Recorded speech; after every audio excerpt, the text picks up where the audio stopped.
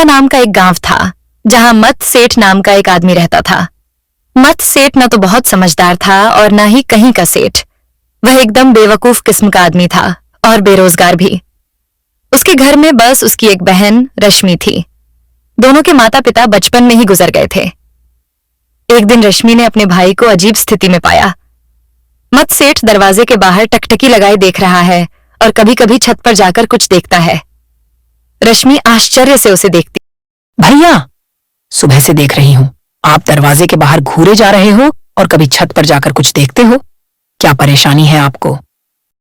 अरे रश्मि, मैं तुझे क्या बताऊं, वो घनश्याम लाल मिठाई वाला है ना। 3 दिन पहले मैंने उससे कहा था कि मुझे अपनी दुकान पर कुछ काम दे दो, तो उसने कहा, अच्छा तुम्हें काम चाहिए, जिस दिन सूरज पश्चिम से निकलेगा उस दिन तुम्हें काम पर रखूंगा। हाँ तो मैं 3 दिन से देख रहा हूं कि सूरज कब पश्चिम से निकलेगा, ताकि जाकर उसे बोलूं कि अब मुझे काम पर रख लो। हे भगवान, भैया, लोग आपको आपकी बेवकूफी के चक्कर में इतना खरी खोटी सुनाते हैं, लेकिन आप पर तो कुछ असर ही नहीं होता। सूरज भी कभी पश्चिम से निकलता है क्या? तो फिर उसने मुझसे ऐसा क्यों कहा? क्योंकि उससे आपको काम पर रखना ही नहीं है। अब ये सब छोड़िए, आज मेरे साथ चलिए। मोहिनी मैडम ने आपको कुछ काम से बुलाया है। ओह, ठीक है, चलो।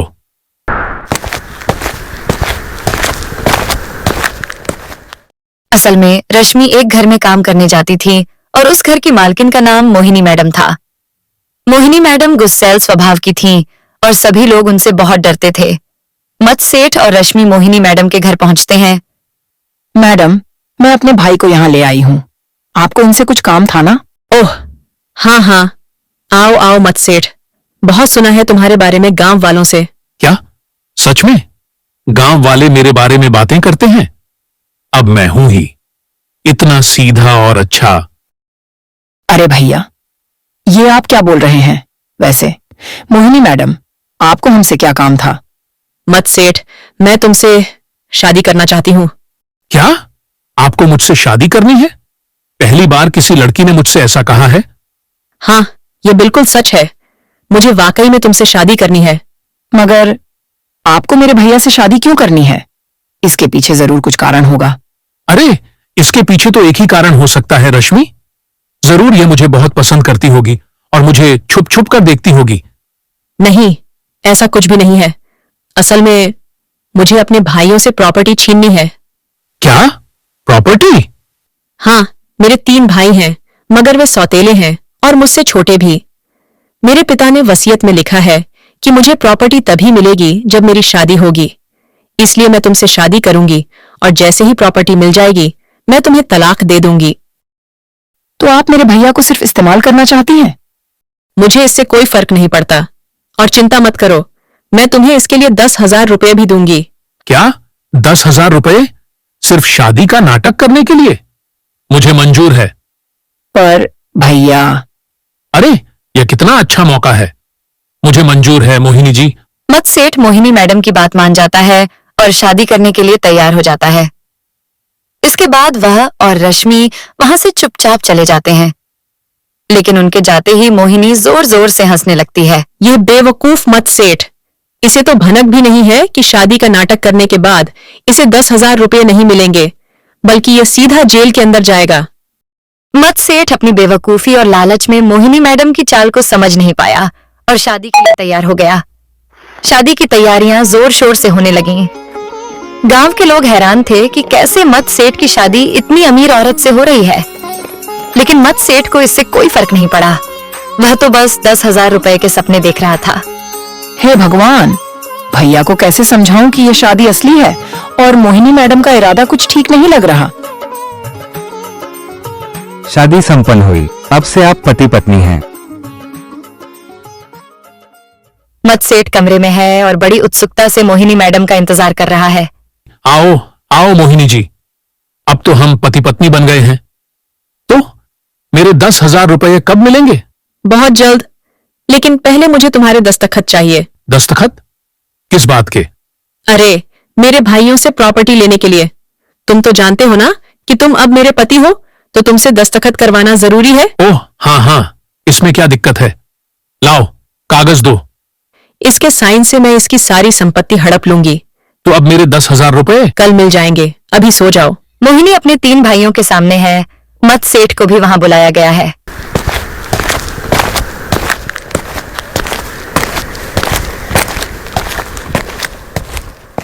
तो भाइयों, ये रहे मेरे पति मत सेठ और ये रहे वे कागजात जिन पर इसके दस्तखत हैं। अब यह घर और सारी प्रॉपर्टी मेरे नाम हो गई है। क्या तुमने सच में शादी कर ली, और वो भी इस बेवकूफ से? तो अब तुम्हें प्रॉपर्टी का हक मिल गया? हाँ, और अब मैं इसे तलाक देकर इससे पीछा छुड़ाऊंगी। तलाक? पर हमारे बीच तो समझौता हुआ था। समझौता? बेवकूफ, ये असली शादी है, समझौता नहीं। और तूने दस्तखत करके सारी प्रॉपर्टी मुझे दे दी है। अब निकल मेरे घर से। पर मेरे 10,000 रुपए? 10,000 रुपए? तुझे तो 1 फुटी कौड़ी भी नहीं मिलेगी। मुझे धोखा दिया? तुमने मेरे साथ धोखा किया? धोखा नहीं, ये बिजनेस है। अब दफा हो जाए यहाँ से। मत सेठ दुखी होकर वहां से चला जाता है। मत सेठ मोहिनी की चालबाजी में फंस गया। अब उसके पास ना तो घर है, न पैसे और ना ही इज्जत। वह टूटे मन से अपने गांव लौटता है। उसे अपनी मूर्खता पर पछतावा हो रहा था। वह मोहिनी मैडम की चाल में फंसकर अपनी सारी संपत्ति खो बैठा था। बेघर और बेबस होकर वह अपनी बहन रश्मि के पास गांव लौट आया। भैया, आपको मैंने पहले ही समझाया था, लेकिन आपने मेरी एक न सुनी। मुझे माफ कर दे रश्मि, मैं लालच में अंधा हो गया था। मोहिनी ने मुझे धोखा दिया। भैया, अब पछताने से क्या फायदा? हमें कुछ करना होगा। लेकिन मैं क्या कर सकता हूं? मैंने खुद अपने हाथों से सारे कागजात पर साइन किए हैं। वो औरत इतनी चालाक है तो जरूर कोई ना कोई गलती भी की होगी। हमें उसके खिलाफ सबूत जुटाने होंगे। लेकिन कैसे? वो खुद को बहुत होशियार समझती है, लेकिन उसके झूठ को बेनकाब करना होगा।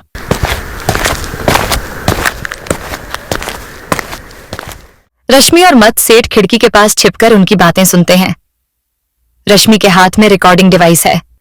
उस बेवकूफ मत सेठ को मैंने ऐसी पट्टी पढ़ाई कि उसने अपनी सारी संपत्ति मेरे नाम कर दी। बहन, तुम सच में गजब की हो। अब तो हम ऐश करेंगे उसकी कमाई पर, और वो मत सेठ सड़क पर भीख मांगेगा। भैया, ये सुनिए, ये लोग खुद कबूल कर रहे हैं कि इन्होंने आपको धोखा दिया। हाँ, हमें ये रिकॉर्डिंग पुलिस को देनी होगी। नहीं, पहले गांव वालों को दिखाते हैं ताकि उनकी असलियत सबके सामने आए। गांव की पंचायत लगी है। मोहिनी और उसके भाई मुस्कुराते हुए खड़े हैं। मत सेठ और रश्मि भी वहां मौजूद हैं। मत सेठ, तुम्हारे साथ जो हुआ वो बहुत दुखद है, लेकिन तुमने अपनी मर्जी से दस्तखत किए थे, तो अब क्या कर सकते हैं? हाँ मुखिया जी, मैंने तो इन्हें कोई मजबूरी नहीं दी थी। इन्होंने खुद ही सारे कागज साइन किए हैं। तुमने धोखा दिया है। धोखा? कैसी बातें कर रहे हो मत सेठ? सब कुछ कानूनी है। कानूनी? चलिए, तो सबको आपकी सच्चाई भी कानूनी तरीके से ही बता देते हैं। रश्मि रिकॉर्डिंग चलाती है जिसमें मोहिनी और उसके भाई अपनी चालबाजी की बात कबूलते हैं। उस बेवकूफ मत सेठ को मैंने ऐसी पट्टी पढ़ाई कि उसने अपनी सारी संपत्ति मेरे नाम कर दी। गांव वाले हैरान होकर एक दूसरे को देखते हैं। ना, नहीं, ये झूठ है। हमें माफ कर दो, ये सब मोहिनी दीदी का प्लान था। हाँ, हम सिर्फ उसके कहने पर उसके साथ थे। हमने तो सिर्फ पैसे के लालच में उसका साथ दिया। तुम सब गद्दार हो। तुमने मत सेठ के साथ छल किया और पूरे गांव को बेवकूफ बनाया। तुम्हें इसकी सजा मिलेगी। मुझे माफ कर दो, मुझसे गलती हो गई। मोहिनी, तुमने सिर्फ मेरी संपत्ति नहीं बल्कि मेरा विश्वास भी तोड़ा है। मत सेठ की संपत्ति तुरंत वापस की जाए और मोहिनी को उसके भाइयों के साथ गांव से बाहर निकाला जाए। मत सेठ वापस अपने घर में लौटता है। रश्मि उसके साथ है।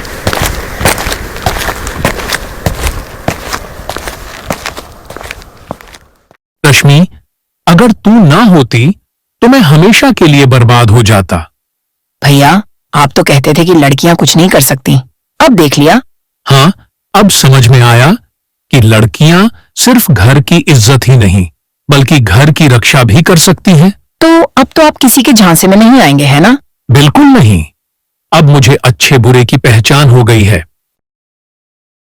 मत सेठ को अपनी मूर्खता का एहसास हो गया और उसने अपनी संपत्ति भी वापस पा ली। उसे समझ में आ गया कि लालच और बेवकूफी से सिर्फ धोखा ही मिलता है।